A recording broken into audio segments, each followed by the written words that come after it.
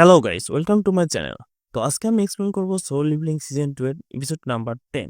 তোমরা যারা আগের এপিসোডগুলো দেখোনি সেগুলোর লিঙ্ক আমি ডিসক্রিপশনে দিয়ে রাখবো, সেখান থেকে দেখে নিতে পারো। সো আর বেশি দেরি না করে চলো শুরু করা যাক আজকের ভিডিও। তো আগের এপিসোডে আমরা দেখেছিলাম যে জাপান এবং কোরিয়ার হান্টারদের মধ্যে একটা ফ্রেন্ডলি ম্যাচ শুরু হয়। তো জিনু অনেক খুশি ছিল কারণ সে এস র্যাঙ্ক হান্টারদের ব্যাটেল দেখতে পাবে, বাট সে দেখতে পায় যে গোতো এই ফাইটে পার্টিসিপেট করছিল না। তারপরে হান্টার মা তার পাওয়ার ইউজ করে তার শরীরকে বড় করে ফেলে। তারপর তারা চারজনই এক একজনের অপোনেন্ট চুজ করে তাদের সাথে ফাইট করা শুরু করে দেয়। লিম এবং হোশিনো এদের দুজনের মধ্যে ফাইট হচ্ছিল, যেখানে লিম একটু দূরে থাকার চেষ্টা করে কারণ তার অ্যাটাকটা লং রেঞ্জ থেকে করতে হয়। তো চৌগোকে বলে যে এই এরিনাটা টপ টিয়ারের ম্যাজিক জেমস দিয়ে বানানো হয়েছে, কোনো নর্মাল হান্টার তো এখানে কোনো ভাঙচুর করতেই পারবে না। তারপরে ওরা এখানে ভালোই ডিস্ট্রাকশন চালাচ্ছে। তো গো বলে যে তাদের সম্ভবত আরো একটু বড় করতে হবে জায়গাটা। ওইদিকে বেক ফুল পাওয়ারের সাথে ফাইট করছিল, বাট তার যে অপোনেন্ট ছিল কুমামোটো, সে তার সাথে ফাইটের বদলে তার থেকে দূরে দূরে যাচ্ছিল, মানে পালিয়ে বেড়াচ্ছিল। তো বেসিক্যালি কুমামোটো আসলে অ্যাটাকিং হান্টার না, যার কারণে সে বেককে দেখে অনেক নার্ভাস হয়ে গিয়েছিল এবং ভয়ও পাচ্ছিল।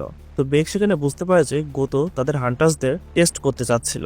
সে এটাই জানতে চাচ্ছিল যে তার টিমমেটরা এই মিশনের জন্য রেডি নাকি রেডি না। তো এটা ভেবে বেক তার বিস্ট ওরা ফর্মে চলে আসে, মানে তার অরিজিনাল ফর্মে চলে আসে এবং অ্যাটাক করে দেয়।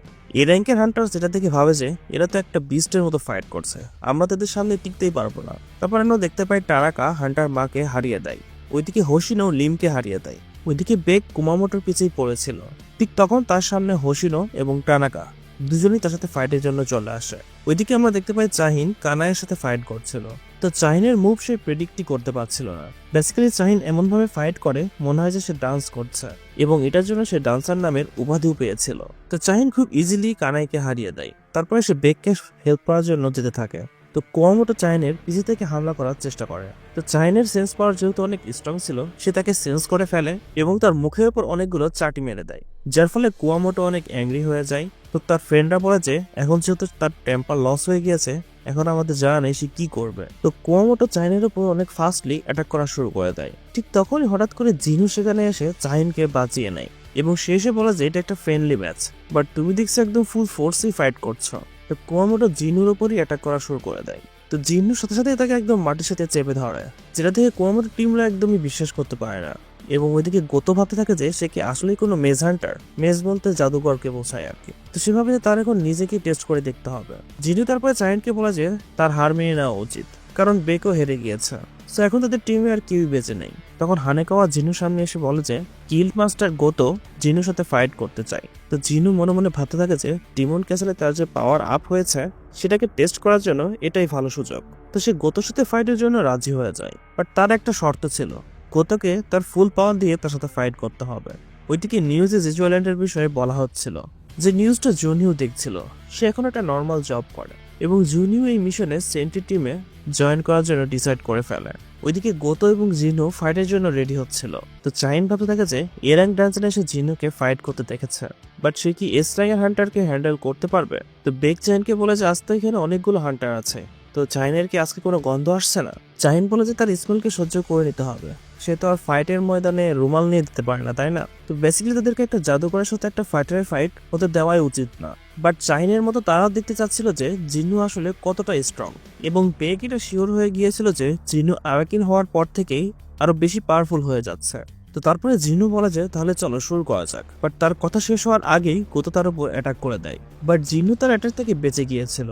তো জিনুর এত ফাস্ট স্পিড দেখে গোতো বুঝতে পারা যায় যে সে তো শুধুমাত্র কোনো জাদুকর হান্টার কখনোই না। তারপরে সে জিনুর উপর পাওয়ারফুল অ্যাটাক করা শুরু করে দেয়। তো গোতো বাকি সব হান্টার্সদের থেকে আরো বেশি স্ট্রং ছিল, বাট জিনু তার অ্যাটাকগুলোকে খুব ইজিলি ডজ করতে পারছিল এবং সে হাসছিল, যেটা থেকে গোতোর আরো রাগ হচ্ছিল।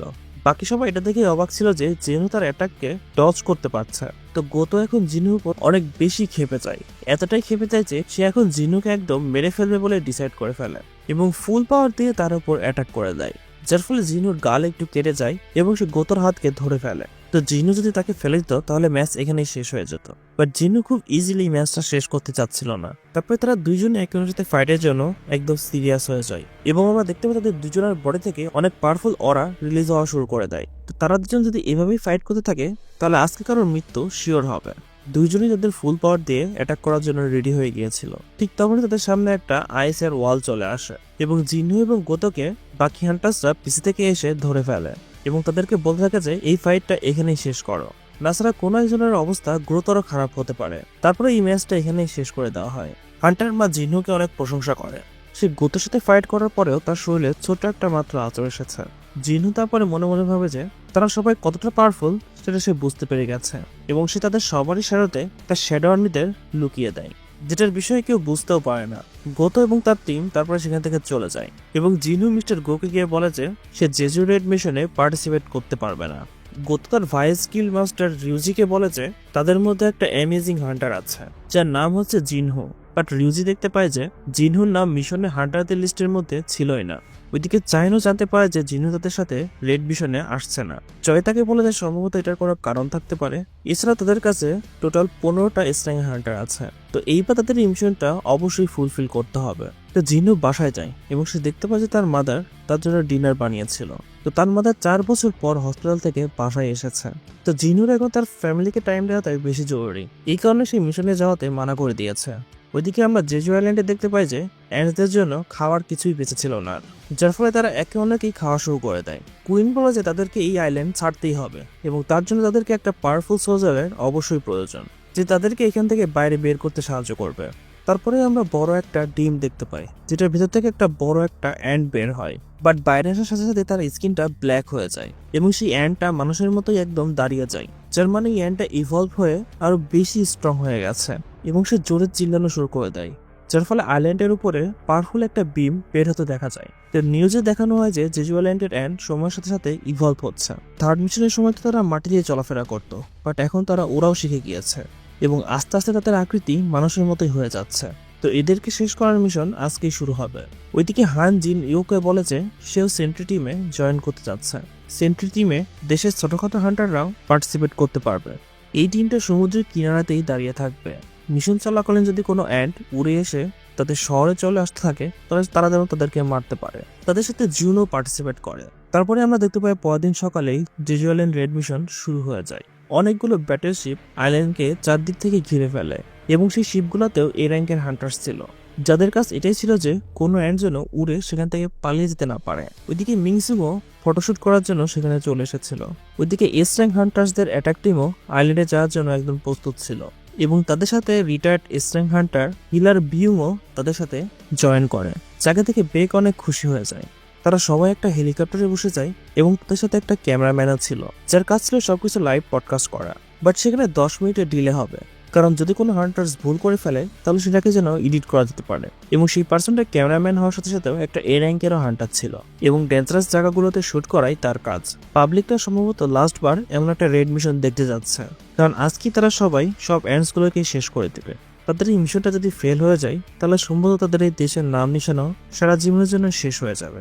গোতোর টিম ফার্স্টেই আইল্যান্ডে পৌঁছে গিয়েছিল এবং তার সব হান্টার্সরাই আইল্যান্ডের আলাদা আলাদা জায়গাতেই দাঁড়িয়েছিল এবং এর সাথে রেড মিশনটা শুরু হয়ে যায়। সবার ফার্স্টে গোতোর টিম তাদের ম্যাজিক পাওয়ার রিলিজ করে, যার ফলে সব অ্যান্ড সোলজাররা তাদের নেস্ট থেকে বাইরে বের হয়ে আসে।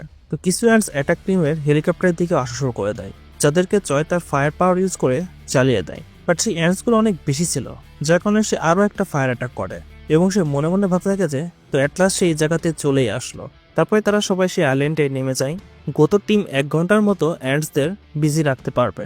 এই টাইমের মধ্যে তাদেরকে নেস্টের মধ্যে ঢুকে অ্যান্ড কুইনকে মেরে ফেলতে হবে। তারপরে আইল্যান্ডের ওপর রেডিও ওয়েভস ছেড়ে দেওয়া হয়, যাতে করে কুইন সিগন্যাল পাঠিয়ে তার সোলজারদের জন্য ডাকতে না পারে। গোতোর টিম অ্যান্ড সোলজারদের মারা শুরু করে দিয়েছিল। তাদের মারা দেখে মনে হচ্ছিল যে কুইনকে মারার আগে তারা সব সোলজার্সকে মেরে ফেলবে। তাদের মধ্যে একটা আইস পাওয়ারওয়ালা হান্টারও ছিল।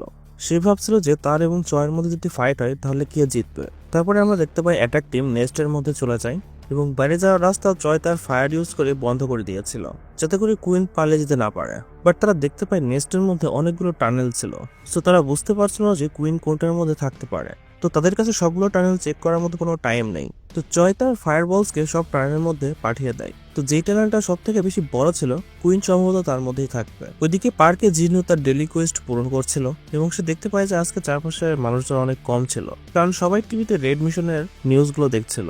তো জিনু ভাবে যে মিশনের সব থেকে টপ টিয়ার হান্টার্সরা গিয়েছে, তো মিশন তারা অবশ্যই কমপ্লিট করে ফেলবে জিনুকে ছাড়াই। তারপরে অ্যাটাক টিম টানেলের মধ্যে চলে যায়, বাট তারা কোনো কুইনকে খুঁজে পাচ্ছিল না। তারপরে তারা একটা জায়গায় অনেকগুলো ডিম দেখতে পায়। বেসিক্যালি এটা ছিল একটা এগ চেম্বার, যেখানে কুইন অ্যান্টটা ডিম দিত। বাট এগুলোর মধ্যে একটা ডিম অনেক বেশি বড় ছিল এবং সেটা অলরেডি ফাটা ছিল। তো এই ডিমটার সাইজ দেখে তারা সবাই অনেক ভয় পেয়ে যায়। তো বেগ বলেছে আমাদের মিশন কুইনকে মেরে ফেলা, তো এইসব বিষয়ে মনোযোগ দেওয়া বন্ধ করো। বাট এত বড় ডিম থেকে সেও অনেক ভয় পেয়ে গিয়েছিল। ওইদিকে টানাকা তার সোলজারে আঘাত পেয়েছিল, তো সে আকারির কাছে এসে তাকে হিল করতে বলে, কারণ সে একটা এস র্যাঙ্কের হিলার। তো আকারি তাকে মজা করে বলেছে এই কাজের বদলে তার কিছু চাই। ঠিক তখনই হাজার হাজার অ্যান্ড সোলজার তাদের দিকে আসা শুরু করে দেয়। তখন টানাকা বলে যে মজা করা বন্ধ করো এবং দ্রুত আমাকে ঠিক করো। যখনই সে ঘুরে তাকায় সে দেখতে পায় যে কে একজন আকারের মাথা একদম কেটে ফেলেছে। তারা বুঝতেও পারে না যে এটা কিভাবে হলো। তারপরে এপিসোডটা এখানেই শেষ হয়ে যায়। তো এই কাজটা কি করতে পারে সেটা তো আমরা পরের এপিসোডে জানতে পারবো, এবং বাকি সব স্ট্রাং হান্টারদের সাথেও কি এমনটাই হতে যাচ্ছে এটা জানতে হলে অবশ্যই চ্যানেলকে সাবস্ক্রাইব করে রাখো এবং ভিডিওতে লাইক করে দাও এবং শেয়ার করে দাও। অ্যান্ড দেখা হচ্ছে তোমাদের সাথে নেক্সট ভিডিও নিয়ে। Till then tata, bye by.